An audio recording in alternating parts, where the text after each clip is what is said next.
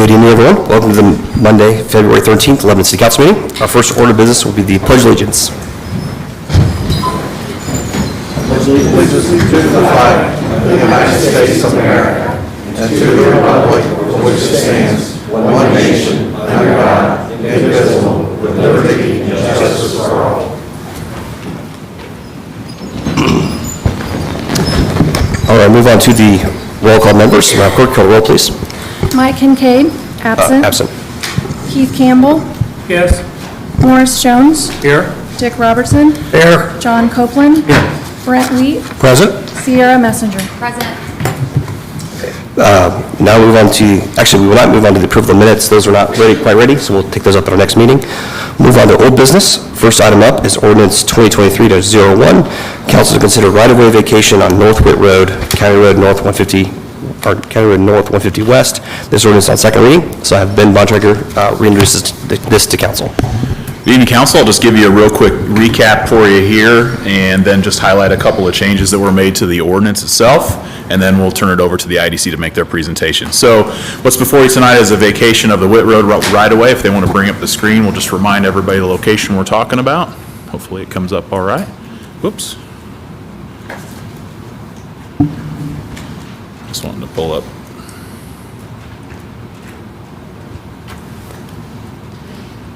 There we go. All right, so this is the location of the Eli Lilly development. You can kind of see outlined here in the black outline, and then what is highlighted here in red is the segment of Witt Road that is up for consideration for vacation. This went to the Plan Commission. Let me find my date here. I was going to say the date. Actually, it wasn't dated. It went there. It was in there last month, the January Plan Commission meeting. And at that meeting, there was discussion about the Witt Road vacation, and the Plan Commission did send a favorable recommendation to the council for its consideration. It was an 8-0 unanimous vote with the condition that an alternative route to Witt Road is considered and required as part of the vacation request. So that's primarily what the discussion will be about tonight, is what those alternative routes look like, and evaluation of those alternative routes.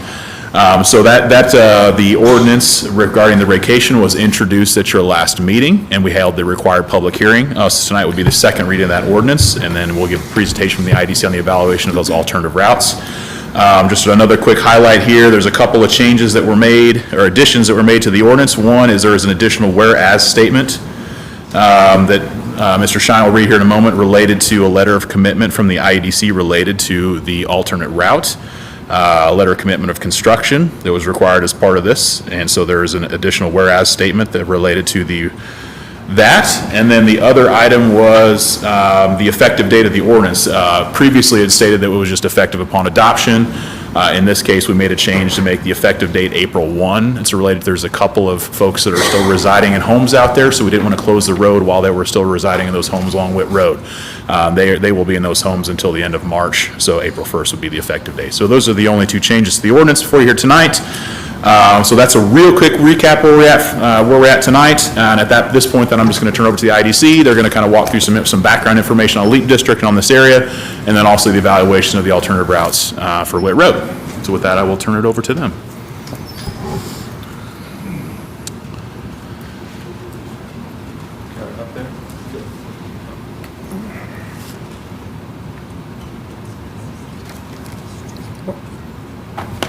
There we go.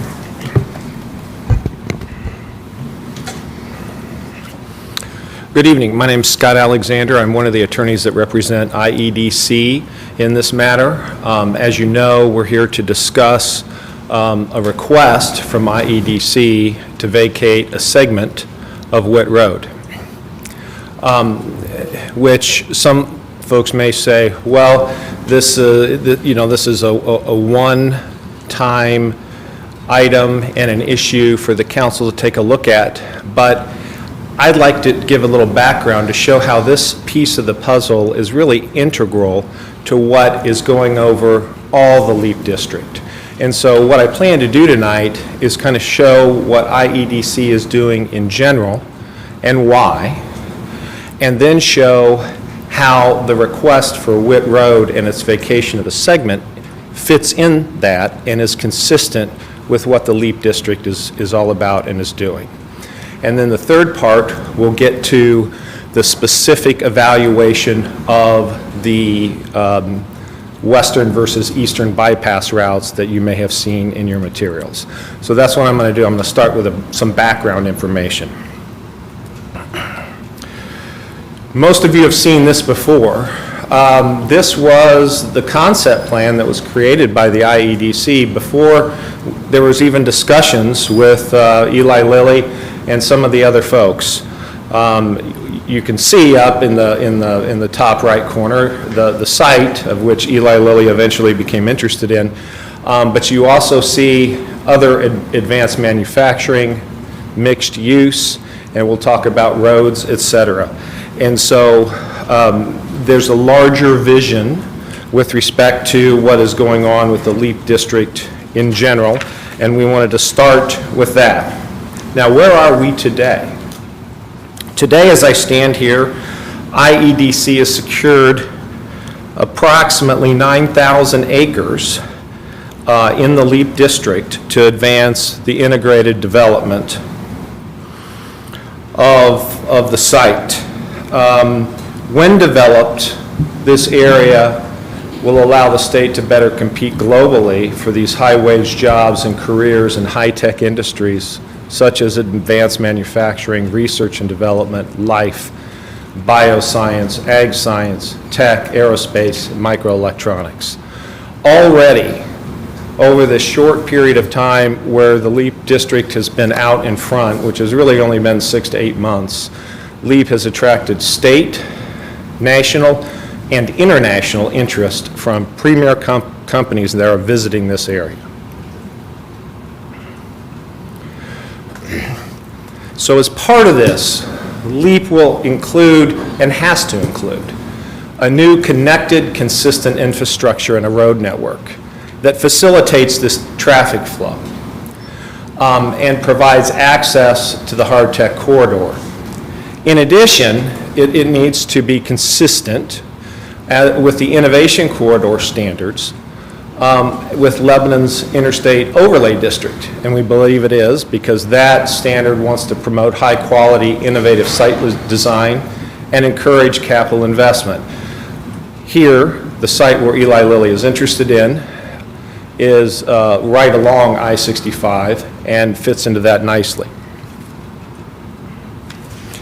So there's two parts of what we're doing with the road network here. One of them is, okay, we want to keep the LEAP traffic within LEAP and then have designated access points.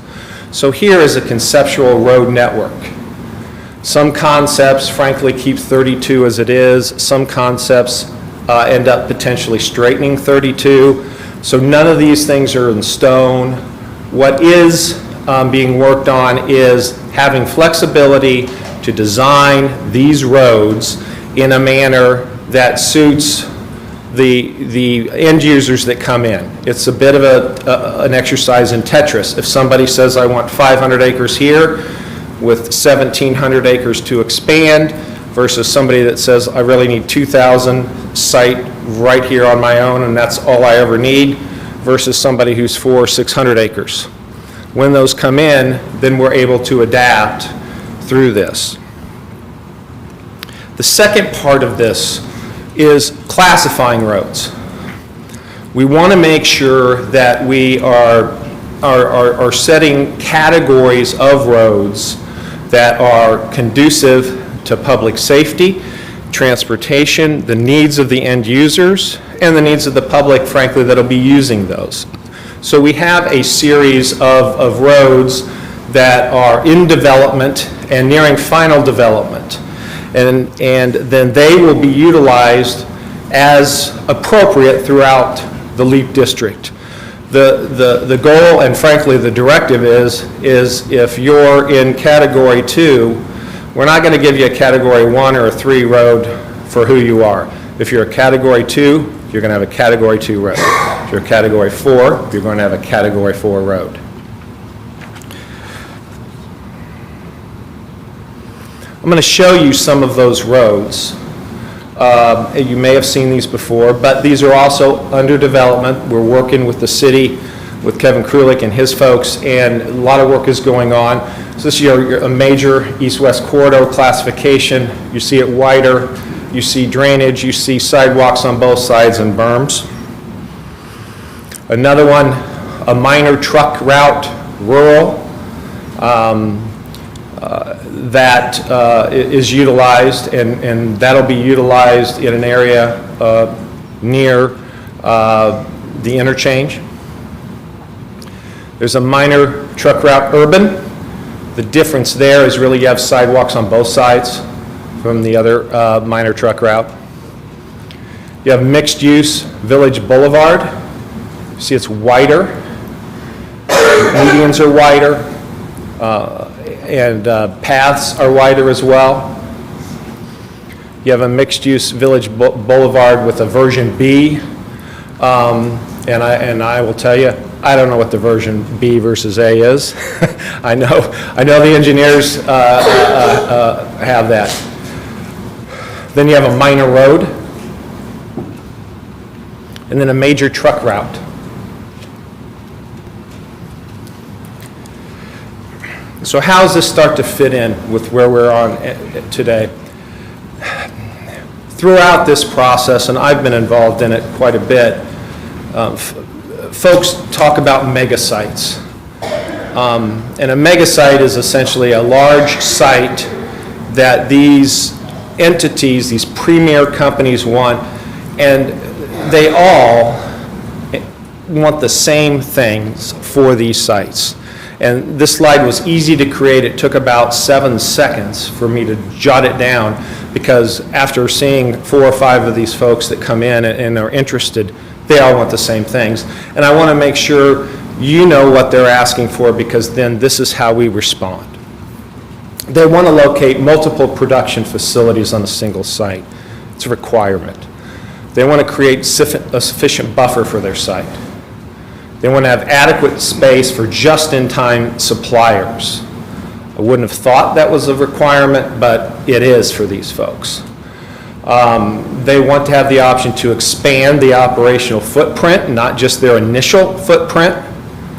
They want access to transportation networks, highway, rail, and then have a site that is easily and efficiently facilitating security measures. I can tell you that Lilly's site is no different than anything else here. When you look at these fit sheets that folks, that's one of the first things they do is they come in, these end users, and you'll see them try, what's the best way to fit our buildings, infrastructure on about 50% of the site. Usually a site will have some environmental issues, you're going to have to deal with those, but they're going to try to put it around 50% of the site, and they like to have the remainder of the site for those items that we just went through. So they can expand, they can have their just-in-time, they can do their security. Because this process, as you know, takes some time and can be adversarial at times. And so if an end user gets through that process, they would rather not have to go through that process again if they can expand on their existing site. And again, that's everybody that we have been talking to. So with that background, when IEDC had discussions with Lilly, began last spring, both IEDC and Lilly recognized that the vacation of this segment of Witt Road would be a necessary part of that development in order to satisfy these items that I've been through with you. And if it wasn't Lilly, it would have been somebody else. It would have been XYZ Corporation would have said Witt Road needs to be vacated to satisfy those exact same items. So that's why, again, I'm tying it to why we're here today and why this is integral. And so consistent with that, that's why we've made the request today. What are some of the benefits of this? I think it's important because some folks may say there are adverse effects. If you're going to make those arguments, I think you need to look at the benefits. Lilly will invest at least $2.1 billion to develop state-of-the-art R&D facility and manufacturing campus that'll produce active pharmaceutical ingredients for diabetes, oncology, and other medicines. This planned investment, as of today, is the second largest economic development announcement in Indiana's history.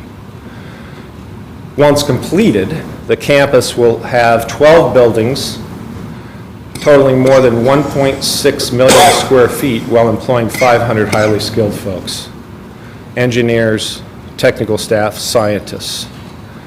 Lilly's campus will initially take up a significant portion of the site, but it also is designed to leave necessary room for expansion, should they choose to do so, and additional significant investment. Since 2014, Lilly has launched 10 new medicines and plans to launch more in the near future. The Lilly campus and the LEAP district will provide a vital role in the timely delivery of these medicines. If there's any delay in construction project development, that's a corresponding delay in Lilly's ability to produce and supply medicines from those facilities. I learned this in the last couple of weeks, and I found it very significant. Lilly campus will support the production of 4 manufacturing platforms. I may be wrong, but I think that's the most manufacturing platforms for one of these new facilities. And it's going to supply pharmaceutical products to treat serious illnesses, diabetes and cancer. It's, I think probably most of the people in this room know somebody with diabetes or pre-diabetes, or cancer. And the Lilly campus in this area, it's going to serve two things. It's going to be an anchor. It's the anchor tenant, right? And it's also a catalyst, because once Eli Lilly announced that it was coming here, other premier companies said, you know, Lilly's probably onto something here. They wouldn't be looking at it this hard and this deep unless this is a very attractive area for this type of development. And sure enough, that is the case. They have been a great catalyst. So throughout this process, the last couple of hearings, the IEDCs listened to and evaluated the input from the community. It's important. The Plan Commission, City Council made statements, community made statements. And as part of the presentation today, we're going to discuss IEDC's plans to appropriately address various concerns expressed, even concerns that we don't necessarily agree with, or even concerns that don't really logically relate to the road vacation. But we want to recognize that people had concerns, and regardless of the merits, we want to talk about those and see what we can do.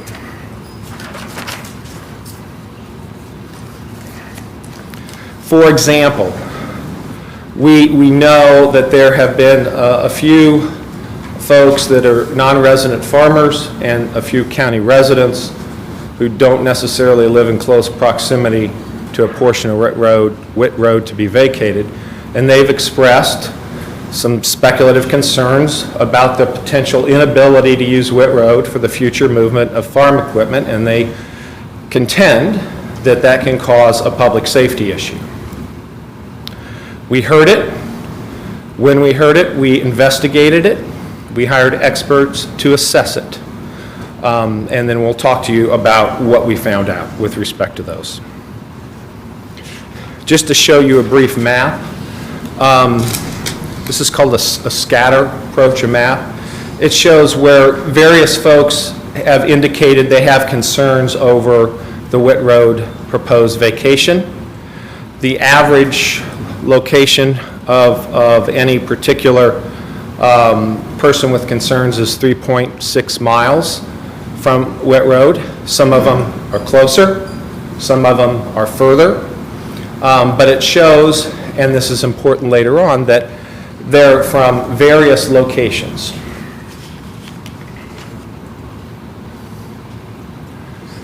So what did our experts come up with when we asked them to take a look at these concerns that were expressed?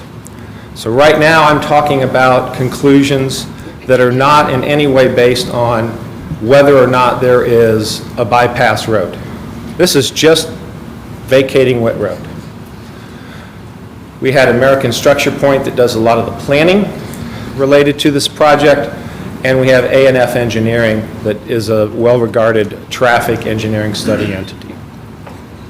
The analysis of the traffic concerns indicate Witt Road between County Road 300 and Lower Simmons Road, and Witt Road between County Road 450 North and State Road 47, and Lower Simmons Road between Witt Road and State Road 39.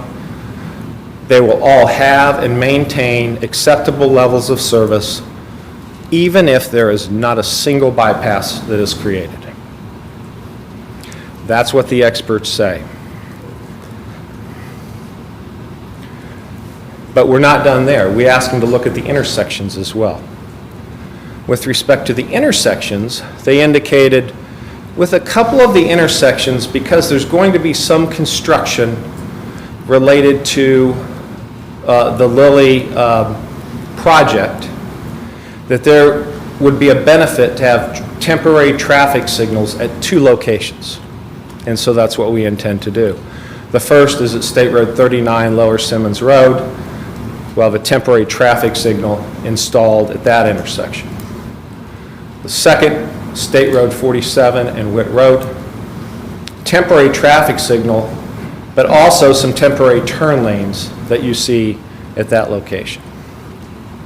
When construction is done, there's an indication that acceptable levels of service will be restored without any additional items. But of course, that could also change because there may be other companies that also come in the area. But as of right now, that is the plan. With respect to State Road 39 and 47, potential improvements at this intersection are under evaluation by NDOT. This is a known future intersection that will need some help, and we'll get that, and it's already in process. With respect to County Road 300 North and Witt Road, this is potentially dependent upon where the interchange location is finalized and what route goes off of that interchange. There are some plans that have traffic going then down, like an S-curve down to 300. Some of them have it going up to 375. Some of it having a new road going directly east-west between the two. We don't know that yet. That's not in our hands. But what we do know is that there's no action necessary for at least a year or two. And once we know the final plan for the interstate location, then we can address those issues should we need to do something to maintain acceptable levels of service.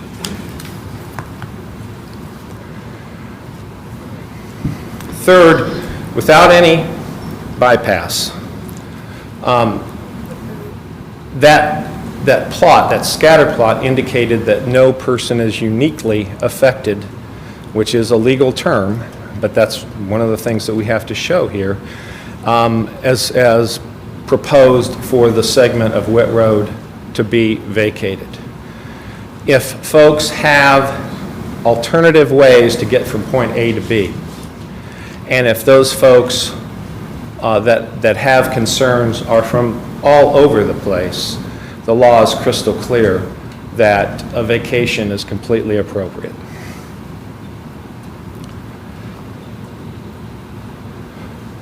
Fourth, we asked our experts. We indicated some folks had firm beliefs in their mind that traffic accidents that were tragic in the past could be prevented if Witt Road were not vacated.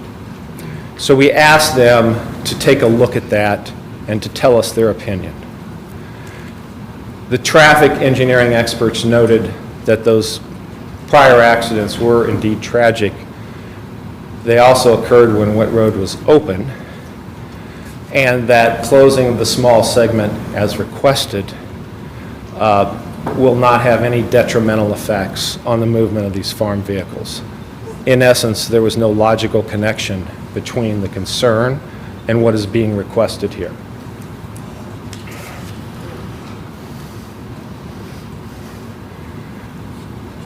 So we could have ended the presentation right there and then said, Council, we respectfully request that you grant our petition to vacate Whit Road. There's no adverse traffic impacts. There's no public safety impacts under the law. There's a firm foundation. But there's more to this story, and there's more to our presentation, because we asked those folks to do exactly what this council asked and the Plan Commission asked as well. And we said, we want you to evaluate a couple of routes and tell us pluses and minuses, pros and cons related to what we'll refer to as a western bypass or an eastern bypass if Whit Road is also vacated. So I blew up the map here. We'll spend a little time on this map, and I'll try to take you through that and then sum up with the bullet points. It starts with the interchange. The blue part of the new interchange, I believe, is alternative 7, and the red is alternative 8. I think IEDC, I'll let the city engineers speak for themselves, but I believe they concur that alternative 8, the red section, would be preferable, at least to the city in the development, because it would allow County Road 300 really to remain untouched while that interchange is being constructed, where you would still get to use the traffic across that. But we don't know that decision yet. But let's assume that we get our wish and the red shaded interchange comes into fruition. Then that traffic could move north on Whit Road, south, may do an S-curve up to 375, may do an S-curve down to 300, or may stay straight and go across that area. We don't know. But with respect to the site that is the southern area of where Lilly intends to build, problems were noted immediately with the western bypass. First, you will see Lilly's main entrance is mere feet away from a potential left turn for the western route. So immediately, we're looking at a potential thorny traffic situation that will require redesign. Second, as you're traveling west on the western bypass, you're going to see on your left, which is lower, a blue body of water, which is a wetland. This area, this wetland, is on IEDC's property, because we said this leg of the road probably needs to be on IEDC's property, because just to the north of that is a pond on Lilly's property and set-off berms, etc. So we tried to avoid those significant impacts, but we couldn't avoid all impacts because we have a wetland there that was identified by American Structure Point and its engineers. So now as you travel and you get ready to go north along the western bypass, what you have is a wider road and a straight road. And as you saw from the traffic engineer's summary, when you put those two together, it actually decreases public safety because it really encourages speed with respect to that, which is the last thing we would want with farm vehicles, and frankly, the last thing we want anyway along this particular area. As we continue to go north, we get into impacts to the legal drain, and we get impacts to a jurisdictional wetland. So let me explain, if I may, and some of you may already know this, the difference between a jurisdictional wetland and, we'll just say, a non-jurisdictional wetland. When folks develop properties, they want to identify potential wetlands, because if you're going to impact those, you need to go through permitting, and you need to mitigate. It takes time, it takes money, and so folks would rather not do that. So what developers do, like an IEDC did, is we'll identify initial potential wetlands that are jurisdictional, and then when the planning and the engineer from the end user happens, then they'll go hire a consultant and they'll say, I want you to tell me which ones I cannot touch unless I have to get permits from the Corps of Engineers, et cetera. And those are called jurisdictional wetlands. So Lilly did this, and as of late Wednesday afternoon, we got indication that the wetland up there is a jurisdictional wetland. And indeed, Lilly was not planning to touch it. It kind of anticipated that this would be the result. And it may be classified as one large one. It also may be classified as several smaller ones, but the result is the same. You're not going to touch those. So with respect to that western bypass in that location, one of two things is going to happen. It's going to run right through drainage ditches, berms, set-offs, or if it misses those, it'll go right through the wetlands. So it's kind of darned if you do and darned if you don't, if you take that course. In addition, because of the legal drain issues, when you increase the impervious surface for that area, you're going to increase that surface drainage. And there are restrictions that come into play for Prairie Creek on drainage flow. Now, I'm not going to sit here today and say that full engineering has been done. You know, this process really started about 2 weeks ago. But we note that, first of all, you're impacting the legal drain, and secondly, it may be a lot worse than that with the impervious road, and that is noted as a problem. Then as you go up and then take a hard right turn, then you will then connect up again with Witt Road. 450 right now is essentially gravel, so that road would need to be improved. So you'd have full construction of the southern leg and then the leg going up to the northwest, and then you would have upgraded construction across 450 in this area. Now if I can get the numbers, forgive me for my eyes. The western bypass has a construction length of 2.21 miles and a detour length of 2.21 miles. It's in the left box there. And then we'll compare that to what I'll call the eastern bypass, which is in green. The eastern bypass essentially starts at the same point, which is Witt Road, where the western bypass would start, very close to the Lilly entrance. You would follow Witt Road, take the curve, take 375, cross the railroad tracks, and then go at least 300 feet, because that's a safety requirement. I think it's around 500 feet. And then you take a left on a road that would be newly constructed on property that IEDC has recently had to have the contractual rights for. You go north, you take a 90-degree left, and you take a 90-degree right, and you go north again. Then you take a left, and then we would improve. There's already going to be an improved area along 450 anyway, but you would take that road and then connect up with Witt Road. So what are issues of relevance here? Well, we'll start with the railroad. The railroad right now does not have flashers or a crossing arm. We will put them there. So the railroad safety will actually be improved from what it is currently under this arrangement.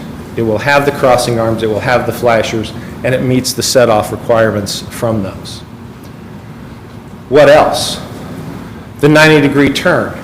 Some folks may not like that. They may say, I have to turn 2 times more.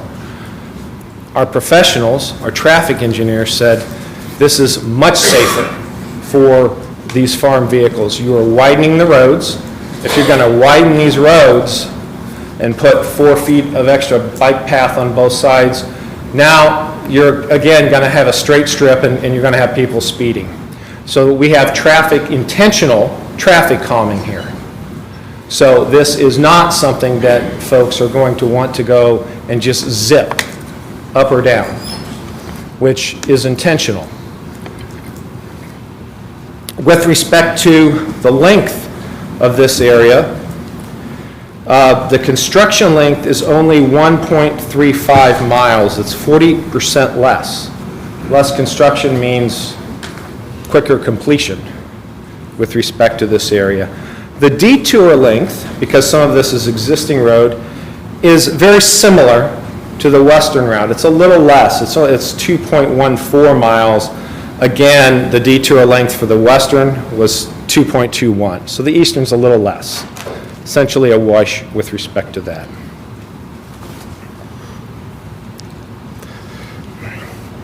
So this is going to tell me what I missed. Try to do that from memory on a map. Adverse impacts from the western bypass. There's adverse impacts to some multiple wetlands. 2. We had originally thought there could be 5 that were impacted. That was before Wednesday afternoon when the Army Corps of Engineers said, you've got 1 jurisdictional wetland and then you have another suspected wetland down to the south.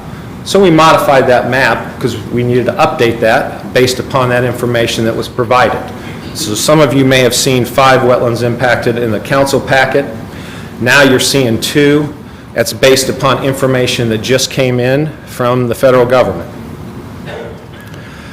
We know there's impacts to the legal drains on site.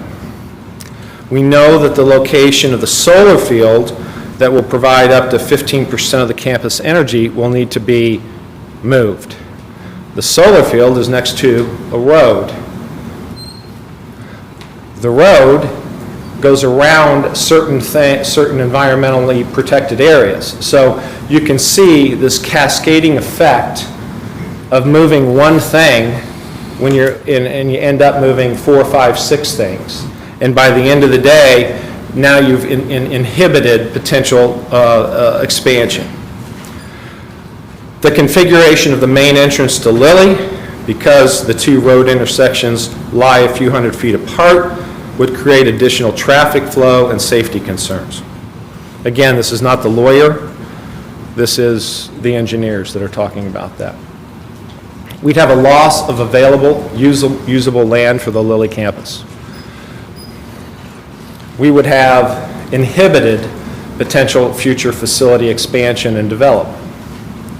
And again, as I said before, we would have cascading project timeline delays at all levels of at least 6 months because you would need to re-engineer, permit, revise your site development plans, amendment of the plat, and the hearing may not even be able to take place until after the final location of the new interchange is identified for the reasons that we discussed earlier.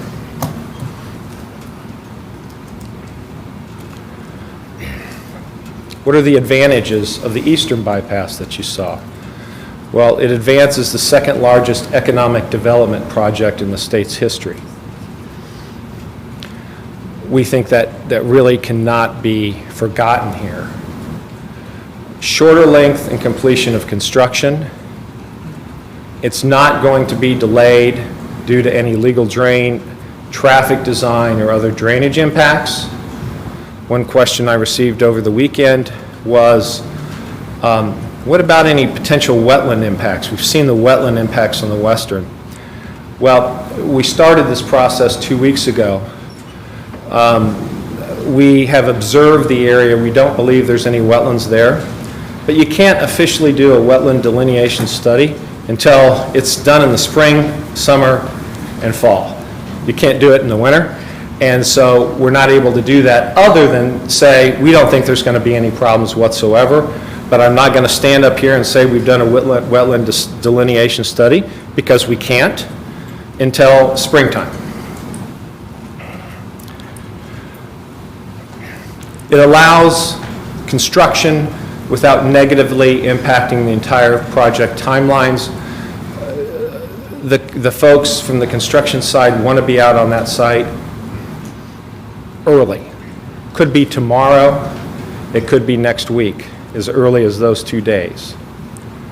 The eastern bypass does not limit the future expansion at the Lilly site, which is one of those 6 fundamental core items that all users want. So that's why this is important to IEDC from a 9,000 acre perspective. From our perspective, this is not about Lilly. This is about LEAP. This is about the LEAP district, how we're going to solve these problems, how we're going to address these concerns. This is the first one. There will be more, for sure. So we want to do it in a thoughtful, scientifically based, reasoned way. And if we do it here, what that does is the next end user says, I have confidence in how these thorny problems can get resolved. And so, again, this is not about Lilly, and this is why IEDC is here today. Now I get to be a lawyer, just for 5 minutes. I've given you the facts, I've given you evidence from experts. But there's things I do have to show to get a segment of Witt Road vacated.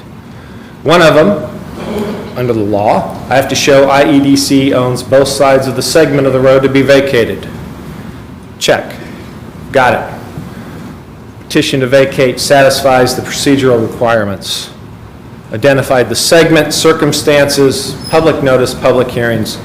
Check. Vacation will not hinder the use growth or orderly development of the neighborhood.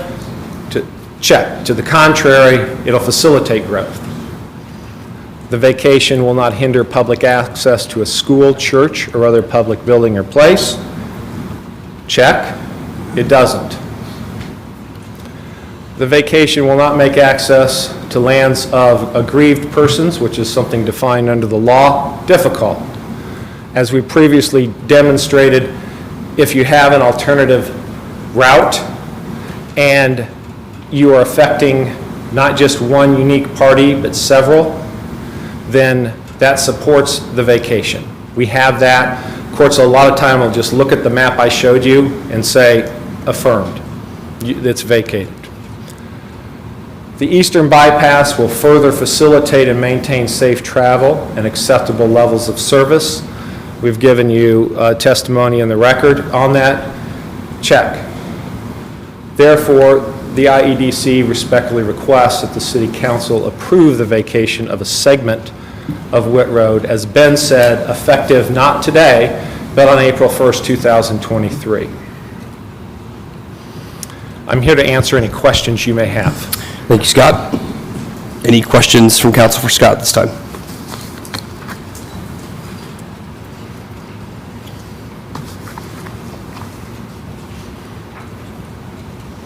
Nope? Okay. Thank you, Scott. So talk about process here for council and the public. My thought is to amend the ordinance to get it into the final form. We talked about, highlight those changes that we're talking about. Amend it. Again, we're not voting on the ordinance, we're just voting on the amendment to the ordinance. And then we'd have public comment on the final version. And then we would then move forward with discussion. So I'll go through kind of the proposed changes to the ordinance at this time. So you'll see on my copy here, at least it's in blue, under be adding a whereas statement reading, whereas the petitioner, the Indiana Economic Development Corporation, IEDC, has submitted a letter of commitment that in conjunction with the IEDC's other activities to construct and upgrade various roads within the LEAP district, the IEDC will construct and upgrade a road designated as the Eastern Bypass and upgrade the railroad crossings associated with the Eastern Bypass as depicted on Exhibit C. Also, the whereas statement just below that's amended slightly saying, whereas it has come to the attention of the council that this is the new part, that the segment of the road subject to the request and herein described and then the rest is the same. Under Section 1, there's a clause added there at the end that says, "And the petitioner has satisfied the requirements set forth in Indiana Code 36-7-3-12." And finally, as Scott mentioned in his presentation, the final Section 4, the effective date of the ordinance is amended instead of as of today or upon passage to as of April 1, 2023. So that is the amendment as proposed. Any discussion from council concerning the amendment? Okay. With that, I would entertain a motion to amend ordinance 2023-01 as presented.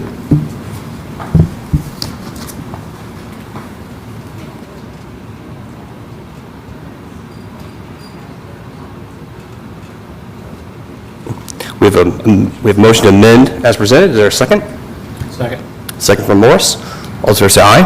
Aye. Those opposed? Okay. That ordinance is amended. Okay, at this time now, I'll have the public comment on ordinance 2023-01. If you have public comment, please step forward, state your name for the record, and address as well. Please keep your comments about 3 minutes if possible. Thank you.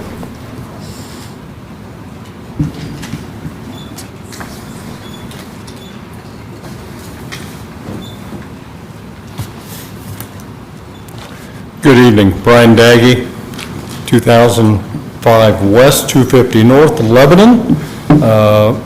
Comments representing the Boone County Farm Bureau Board. And I guess I'll point out, when I talk about the Boone County Farm Bureau Board, we're talking about our voting membership, over 600, nearly 650 members, voting members in the county.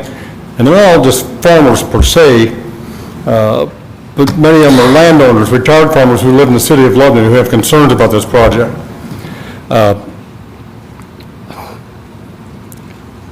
I'm not sure where to start because I'm somewhat offended by the characterization of non-resident farmers and scattered people who are concerned about closing this road, Witt Road, and minimizing the concerns of one of the major north-south thoroughfares through the city. That offends me. And I pride myself normally on not letting things get to me like that, but this one has a bit. There are still concerns over how we're going to have traffic flow.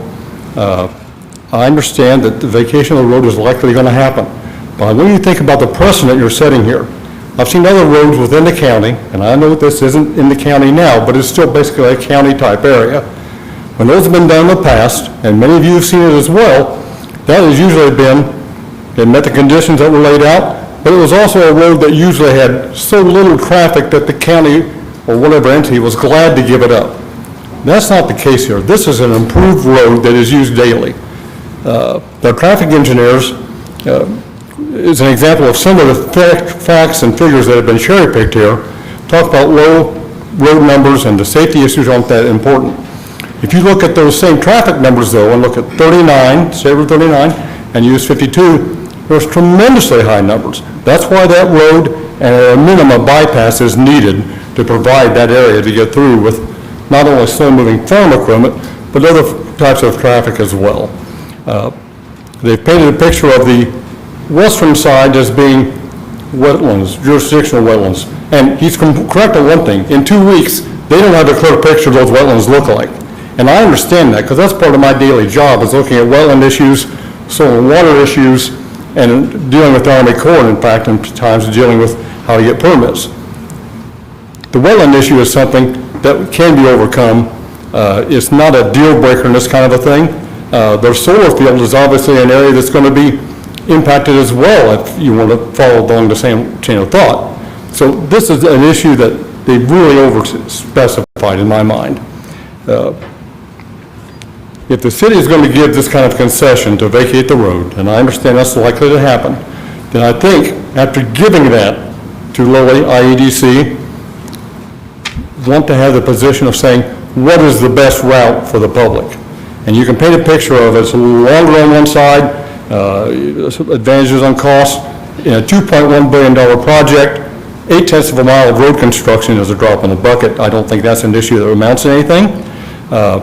You can talk about they're going to improve the railroad crossings, but anytime you have to cross traffic with a railroad, it's an issue.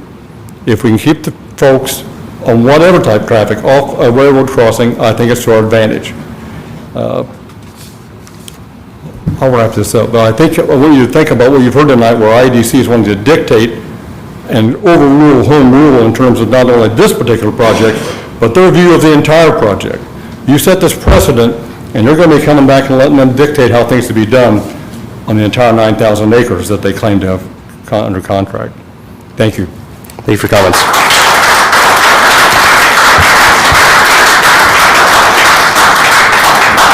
Additional comment? Colleen Luce, 800 South, 400 West, Lebanon, Indiana. I am also offended from the IEDC. I read this first memo today written by Stephen Fetterback, and I literally looked to see his credentials, that he was an engineer. You know, he states, one of the things he states is the western bypass is longer than the length of the eastern bypass, which will result in longer travel times, which is exactly the opposite of what you said. You said all us irresponsible drivers in Boone County will be speeding, and it will be dangerous. Getting from point A to point B, we've been driving on straight roads probably most of our lives. And if it needs to be policed, we have a police force to do that, and they will do it well. Going from point A to point B with no interruptions will be less dangerous and more expedient. Your eastern route, which is clearly to Lily's benefit only, every point in Ken Olson's memo stated everything about your construction. Well, I personally hope your construction, I hope you do it well, but you should have planned better. You knew the road was there from day one. And so if you're simply saying the eastern route, I'm sorry, it has 2 railroad tracks for traffic to cross over, 2 90-degree angles for traffic, a truck entrance into Lilly, which will cause people to wait on semis pulling in and out. And there will be school buses, there will be plenty of farm equipment, because that was also an inaccurate statement saying that farm traffic is an infrequent thing. During planting season, we are an ag-based county. I'm proud of that. I'm in agribusiness. My family is in agribusiness. And if you look at the acres that you're consuming, most of them were agriculture.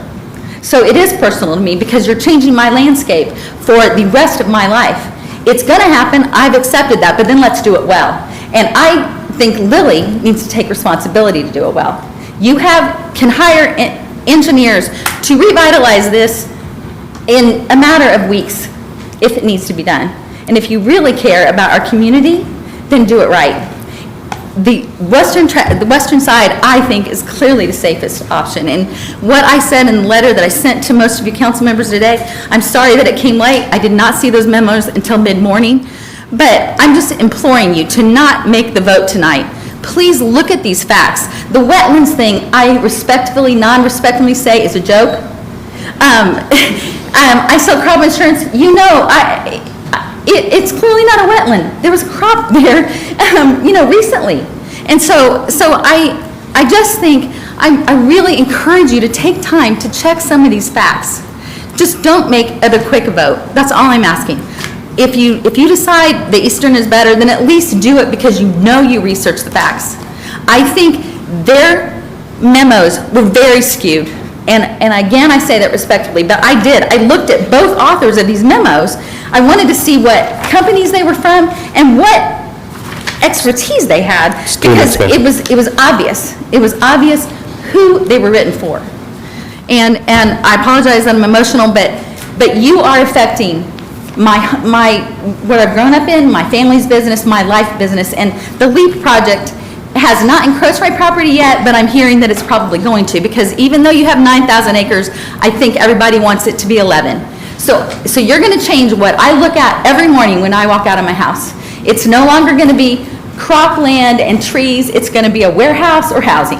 And I have to accept that development is good for the area, but you have allowed a massive change, quick, in our faces, whether we want it or not. So I'm imploring you, these are your words, let's do it right. You're absolutely right. Lily needs to do it right, because it is the first of multiple acres of development. So do this one right, so we can trust that your 9,000 acres of vision is going to be done right. Thank you.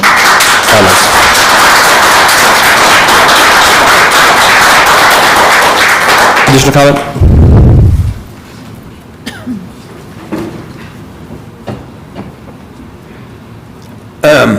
I'm Danny Lawson, live on Highway 47, 4011 West State Road 47, so we're not from the other side of the county and thinking that's, this is none of our business, but it is. Whit Road we use a lot, and I'm going to say why we use it a lot is taking farm machinery to get repaired, to do anything else to it, into rentals and things, and we haven't left any, ways to get there. We've had several accidents on Highway 52. Not gonna bore you with them all, but some of them are pretty bad. So we need an avenue. I think the western route, the go-around, is by far, that's what we need to do. So what, it's a little bit more costly. You can put in, culverts to the legal drains and things. It can be done. Anything can be done. So I'm here to say, let's, go with maybe option 3, what they're saying, to keep our community somewhat, stable out there and everything. So, but I'm not gonna take more than 3 minutes. That's what I wanted. We use it. We use it a lot. Lived there all my life, so, yeah. Let's think about this, and let's put it off, just like Colleen said. And what Brian said, too, was all check plus. So, thank you, guys. Thank you for comments.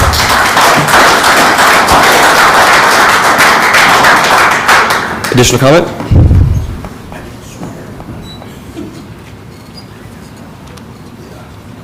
Wanda Gar, 6446 West, 400 North. I'm one of these farmers who use Whit Road all the time to get from one farm to another. And as part of our doing business, we do have to be on the highways. My husband was killed on 52, driving a tractor, hit by a truck. That accident wouldn't have happened if he had been on Whit Road. Much safer option for us. But because we have several farms on 52, we have to be on 52. Closing Whit Road will force us, at least me, to be on the highways more than we currently are. Your option on the eastward bypass there has me crossing a railroad track twice. Currently, I don't have to cross the railroad track at all to get to some of the farms that I work on the east side of 39, because there's a viaduct I go under. So your whole options that they're giving you here is not the best alternative. They keep saying, oh, this is a great investment. Lily's investing $2.1 billion in this county. I just wonder how much of that comes back as our taxpayer money going to them, because I guarantee you they'll get a bunch of it. There's all kinds of grants that IEDC likes to hand out. Also, Lily's wouldn't have even considered closing Whit Road had IED said, oh, that won't be a problem. Their design engineers would have come up with a better plan. And there is a better plan. Just leave the road as it is now and let them deal with it. Let their design engineers redesign their whole plan, and they can do that. If you let them have their way tonight, IED's going to dictate to you what they want you to approve for the rest of their so-called LEAP development district. It's not what we need here in Boone County. It looks like the IEDC is going to push their way. And essentially, they want you guys to roll over and, submit to their every demand. Thank you. Thank you for your comments. Additional comments?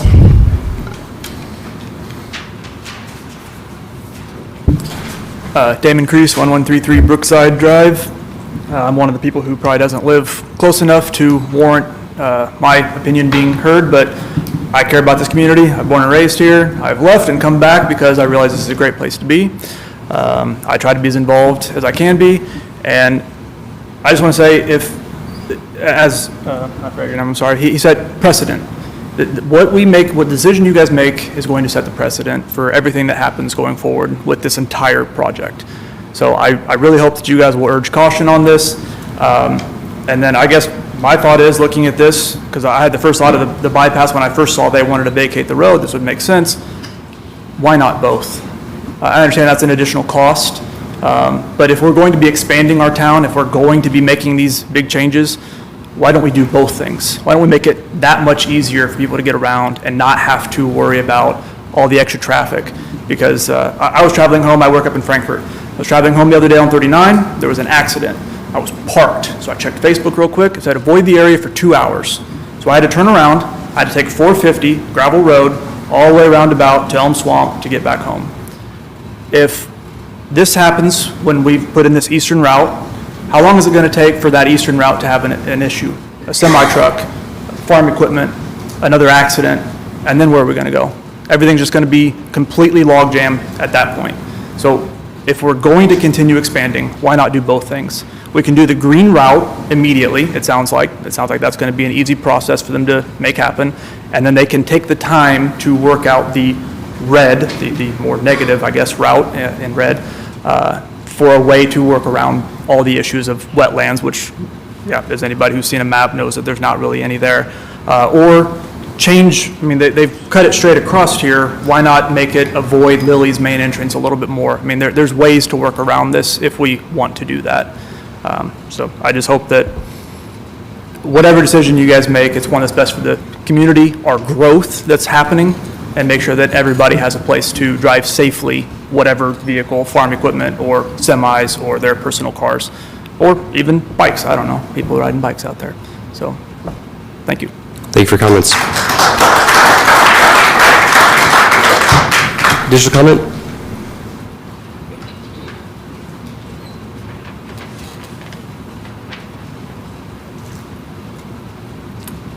Ron Merrill, Thorntown, Indiana. You guys need to get off of what you're sitting on and do the right thing.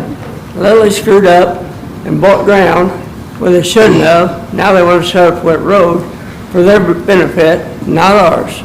And how many kids do you have to kill on a school bus going across these railroad tracks? One's too many. It might be somebody you guys love one of these days.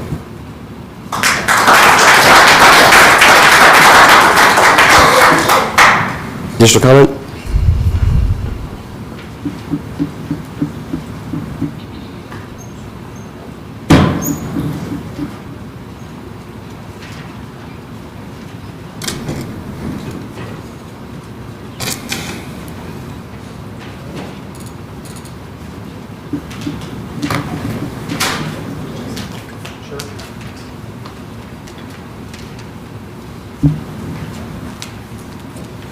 So I'm Mike Love, I live at 2712 North State Road 52.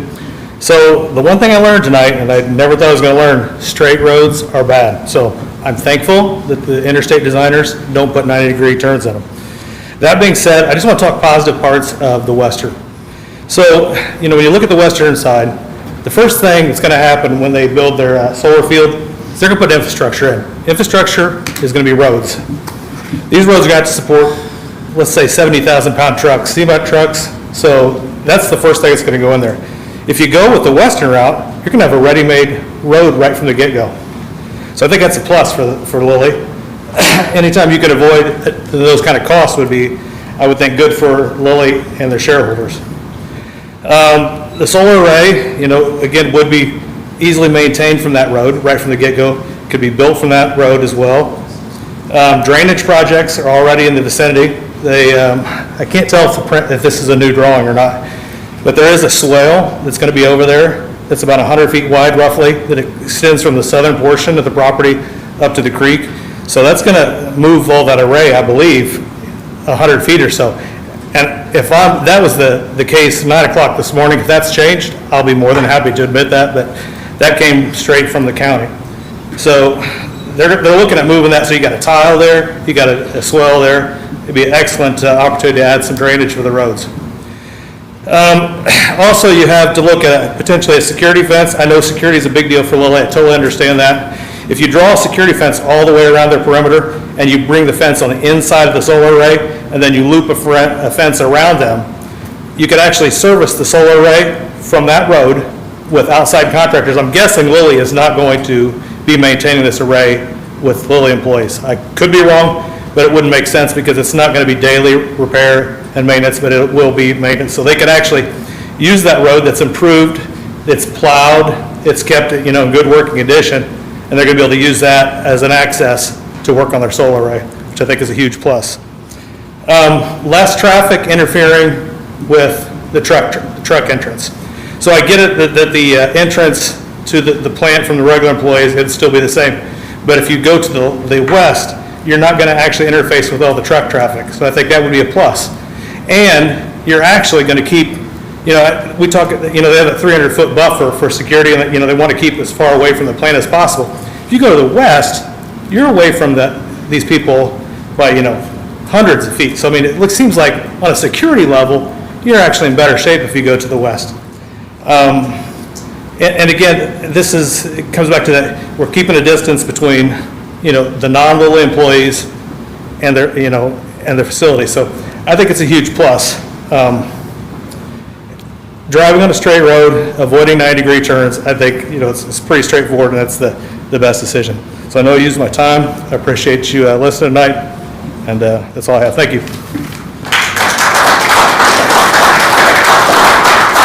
Thank you for your comments. Just a public comment.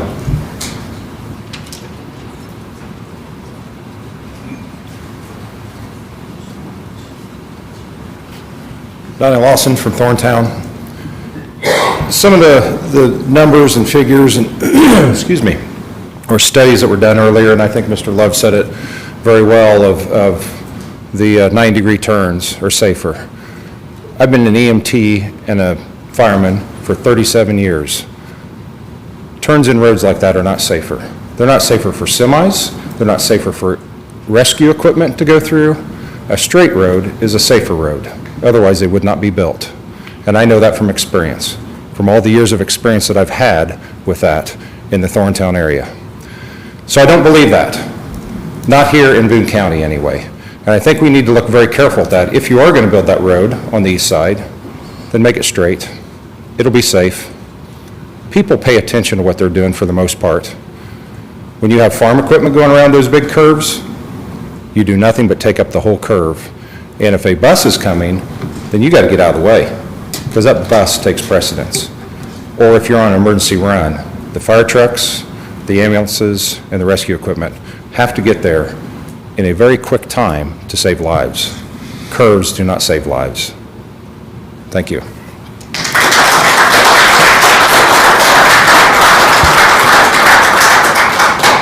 Additional comment?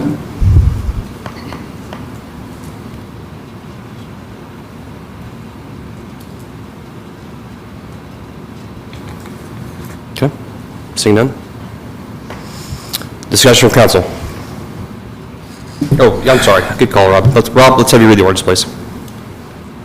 Thank you, Mayor, Council. Ordinance 2023-01 is an ordinance of this council to vacate public ways.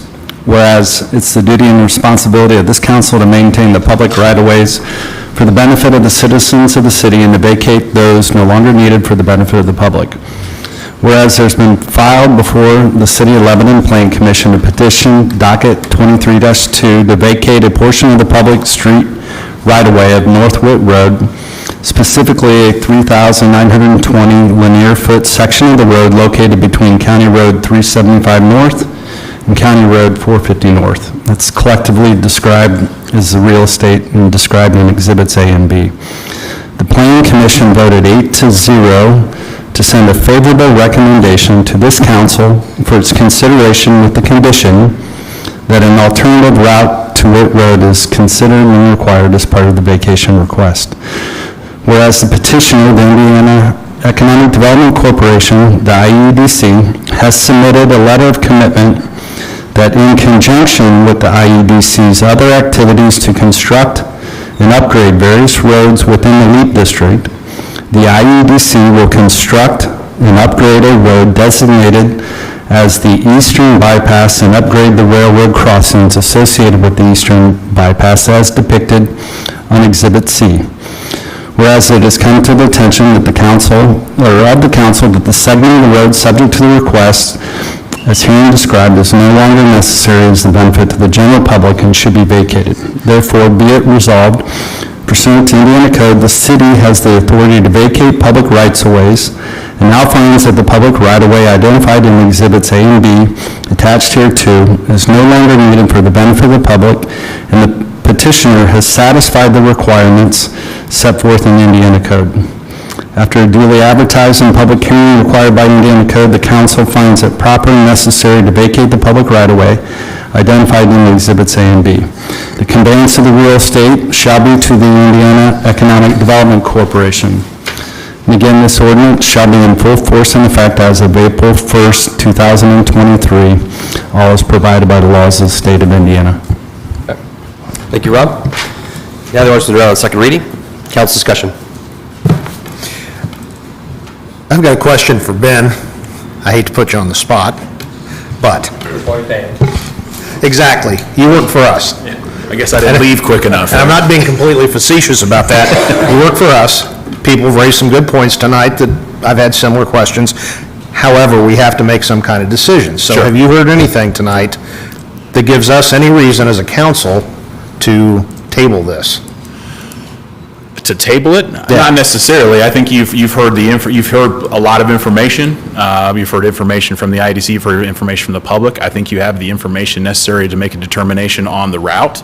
Now, are there specifics about the eastern route that maybe need to be modified a little bit? You know, there were concerns about the 90-degree curves. We can certainly discuss the actual design of the eastern route if that's what's chosen, but I think you have information necessary to make a decision tonight.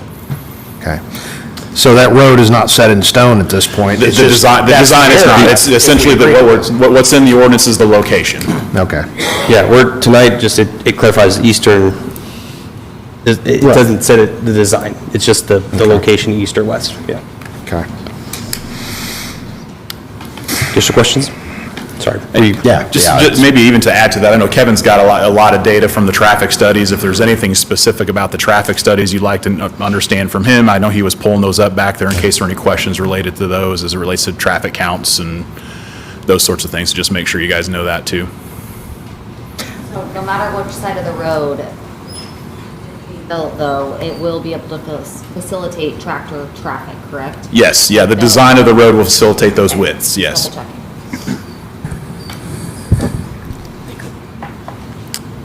Any additional questions or comments for Ben?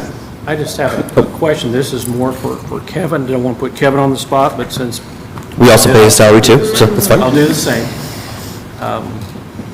As our engineer, have you had sufficient input into all of this process? Are you satisfied with that you were heard? Absolutely. We meet regularly with teams from the IEDC, from NDOT and their consulting engineers, the IEDC, as I mentioned, and their consulting engineers, Lilly and their consulting engineers.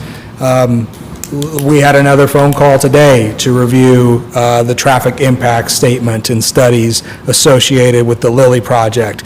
We met twice last week talking about that same traffic impact study, as well as another study just looking at a higher level traffic decisions that are being made up by NDOT.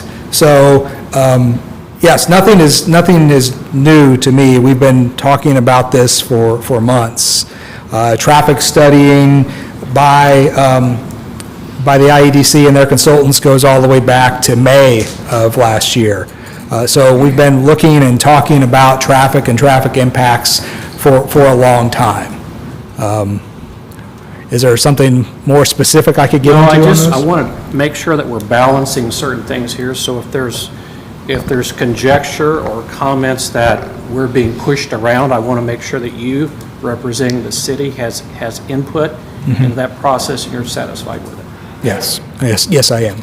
Well, Morris, and I would say to that comment, the traffic analysis, and Kevin, jump in here if I'm saying anything wrong, but the traffic analysis doesn't say another route is needed, right? I mean, that's what the baseline says, right? So I'm sure in the IDC's world, their preference is no alternative route.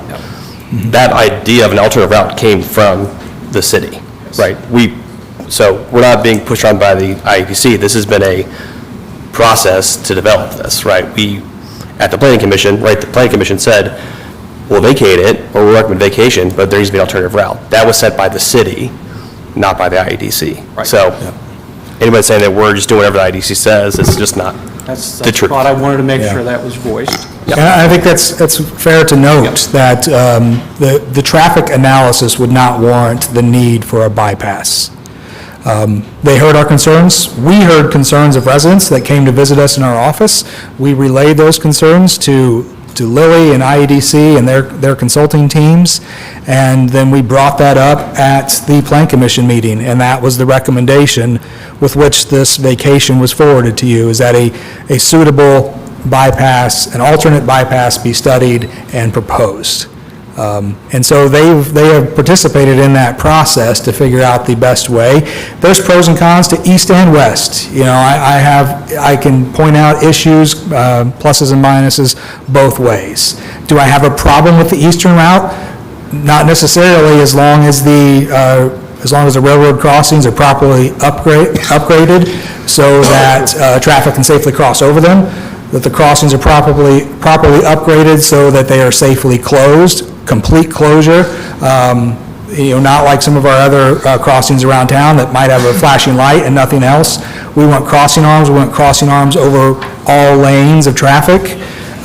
Also worth noting that 375 is proposed to be widened to 12-foot travel lanes, 6-foot paved shoulders, and 4 foot of stone outside of that. So, and that is because as part of this process, through reviewing the traffic impacts, we have said not only do we have to accommodate the volume of traffic produced by the proposed projects, we have to accommodate passage of the largest vehicles that are using that road today, specifically calling out agricultural equipment that's used in common practice in this area, and making sure it can make through every road segment and every intersection without damaging the road segments and/or the equipment. None of us want to be liable for any of those damages. So all that is in there. Traffic volume studies, and then also traffic geometric studies to make sure that the road facility can accommodate all the passing traffic. I'd like to say I appreciate what you do. I just want to make sure in a public hearing that everyone understands that the city has input, and that's good. Thank you. And do you know the reason why they decided to jog it at a 90-degree? Because it sounds like a lot of people don't like that. Do you know the reasoning behind that, by chance? I think the reason behind that, and maybe they should speak to that, but I'm guessing it's following property lines. There's a jog in the property ownership at that location, and it looks like they're following the boundaries, the limits of the properties, as I understand it, that they are under contract to acquire. And maybe Scott would like to elaborate. Multi-factor there. One is, it does follow property lines. Number two is, one of the comments related to the western bypass option was it would turn into an unanticipated collector road. And that came from the traffic engineers. And folks would say, you know what, this is a good way to get from A to B. And so we didn't want to have an unanticipated collector road on the east, so thus the turns. And the third, and folks may disagree with this, I understand that, but it is not my opinion that it's safer. It's a traffic engineer says under these circumstances, under these counts that he's seen, that these turns will be traffic calming, and they are going to have a lot of wide berth for those turns as well. And so it will be safer. Same with the railroad crossings. When you have the full arms go down and you have the lights up, that is a safer railroad crossing. I'm not assuming that any vehicle is going to crash the gate and try to beat a train. Maybe that happens, but it's sure less likely to happen when you have flashers and full arms. Those reasons. I'm sorry, I'm not familiar with when you were saying an unintentional collective road. Could you elaborate a little bit on that? Sure. If I can get to this. Is this bad? Oh, okay, got it. So on this map, if you see just south of kind of the Lilly entrance and a little bit to the east, it says anticipated development. You see that? So that anticipated development, IEC controls that property. We would anticipate developing that. That will place additional traffic into the mix, and we know that, and we can plan for it, and we're trying to plan for that. As Kevin said, on 375, it's being expanded and widened. Well, when that happens, in conjunction with Lilly's entrance being where it is and a western bypass, our traffic engineers said, you know what?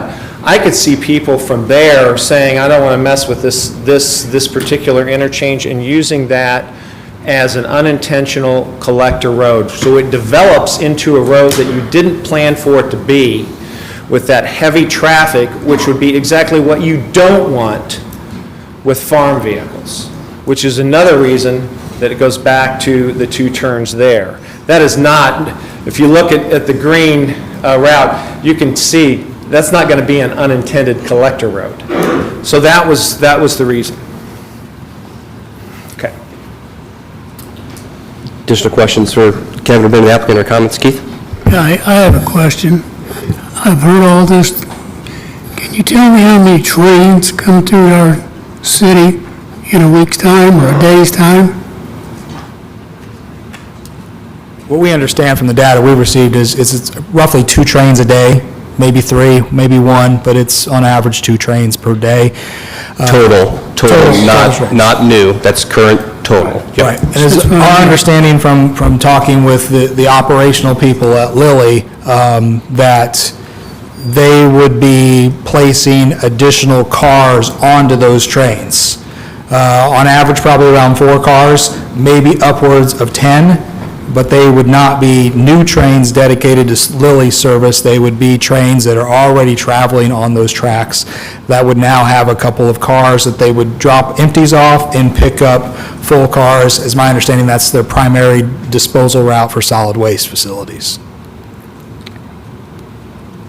Well, again, I would ask how many people get stopped at those railroads every day? Almost never. I mean, there's not, how many, you said about 15, 20 minutes you'll wait?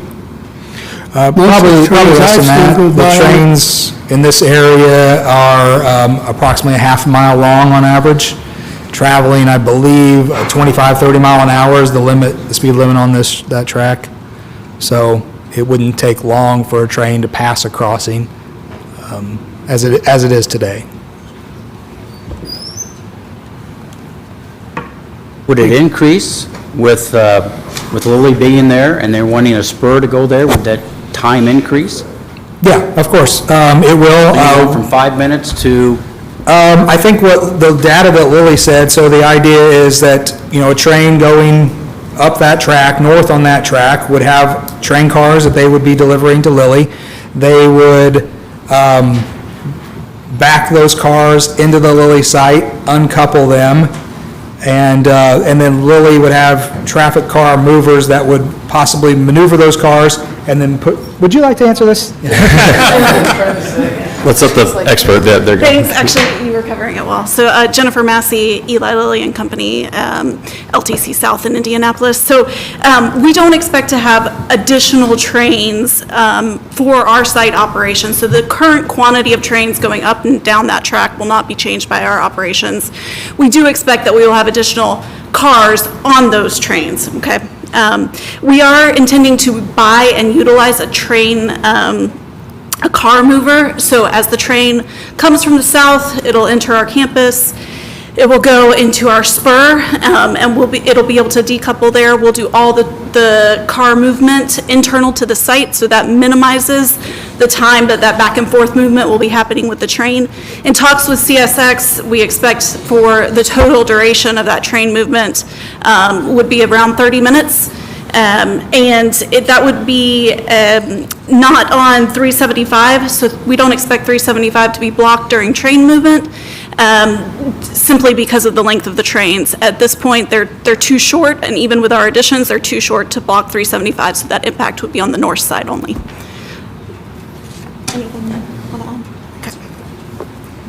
Answer your question, John? It did. Okay. But I had another question. Okay. Yeah.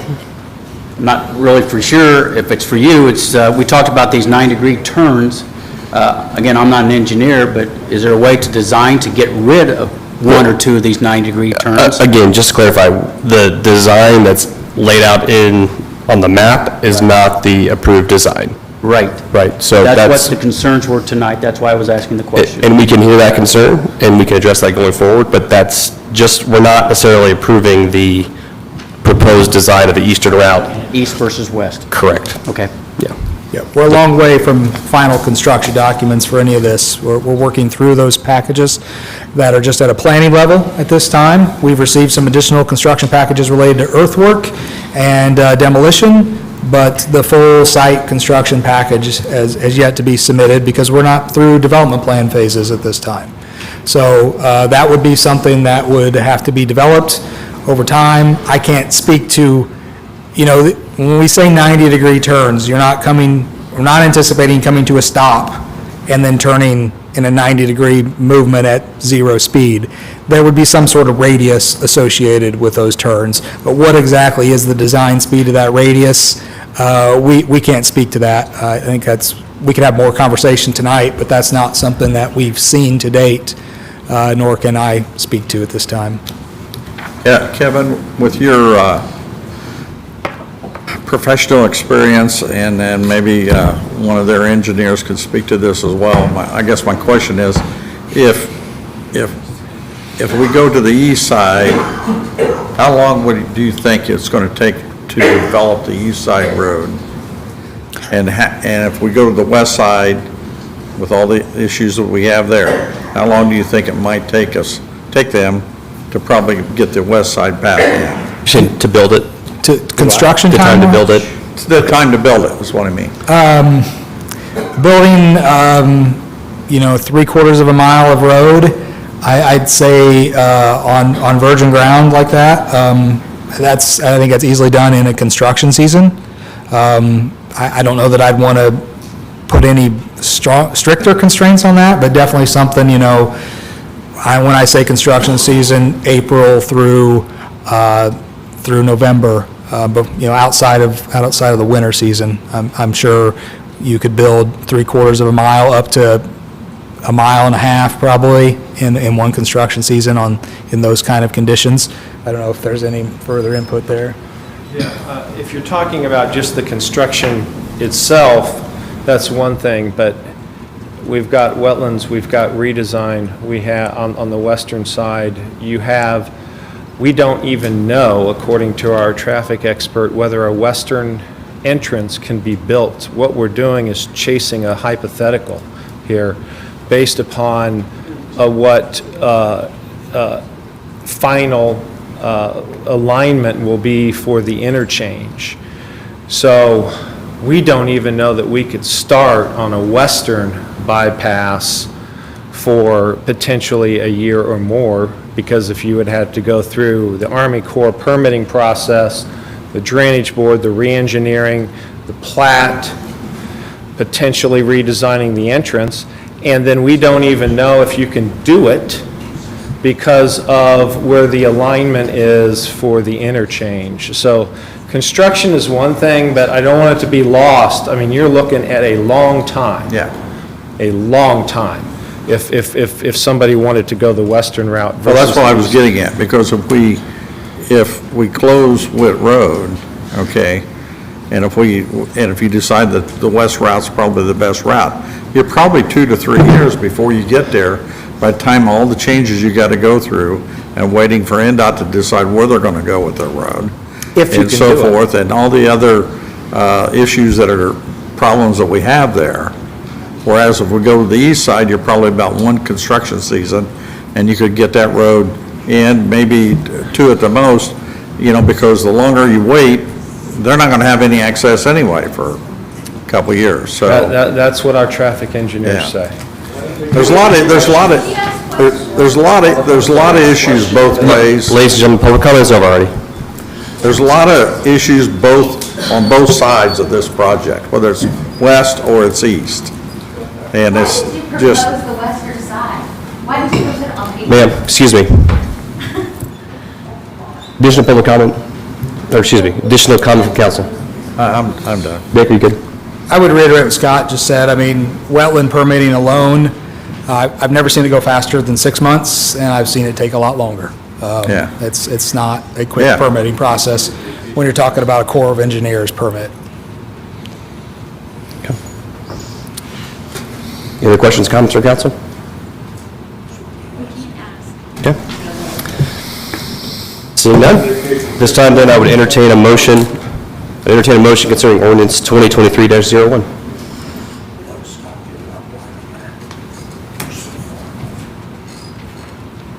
Make a motion, we accept ordinance 2023-01 Can you make that a motion to accept as amended for me, Morris? as amended. Yep. We have a motion to accept as amended. Is there a second? Motion and second. All in favor, say aye. Aye. Those opposed? Ordinance 2023-01 is accepted unanimously. Thank you, council. All right, that concludes what I had on old business. There's nothing on my agenda for new business. Is there anything from council? Nothing from council? Okay, we'll move on to claims. We'll entertain a motion concerning the claims. Move to approve the claims. The motion approved. Is there a second? Second from Morris. All in favor, say aye. Aye. Those opposed? Okay, claims are approved. Any further discussion from council? We have a motion to adjourn. Is there a second? Second. Second from John. We have a motion and a second. Our next city council meeting is scheduled for Monday, February 27th at 2:30 PM. Motion second to adjourn. All in favor, say aye. Aye. Those opposed? We are adjourned. Have a great evening. You want to plug me in there?